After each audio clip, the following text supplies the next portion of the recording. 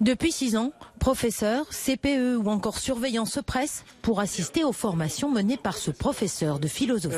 Hélène, c'est une jeune fille de 11 ans, donc il y a un groupe d'élèves qui se moquent très souvent d'elle. La méthode consiste à mener des entretiens réguliers avec les harceleurs, incarnés ici par des stagiaires.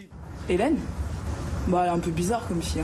Qu'est-ce que vous pourriez faire vous-même pour que ça se passe mieux pour Hélène? Vous avez une idée? Ici, pas de ton culpabilisant. Au contraire, le harceleur est mis en confiance pour résoudre les problèmes qu'il a lui-même créés. Il faut arrêter de penser que les harceleurs, ce sont les enfants des autres.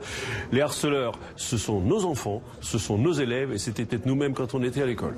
Donc, on place les élèves en situation de réparation.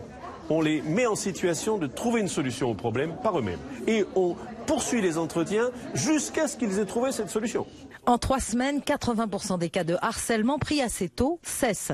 Une méthode qui va à l'encontre des usages. C'est une autre façon d'aborder les choses. En fait, c'est vrai qu'on a toujours tendance, quand on est en structure, c'est de partir sur la sanction. Parce que souvent, qu'est-ce que va faire le harceleur? Il a été sanctionné et il risque après de s'en prendre de manière plus brutale à la victime. Donc c'est pour ça que cette méthode PICAS paraît intéressante. La méthode PICAS n'est toutefois pas applicable aux cas de harcèlement sévère pour lesquels des sanctions sont toujours indispensables.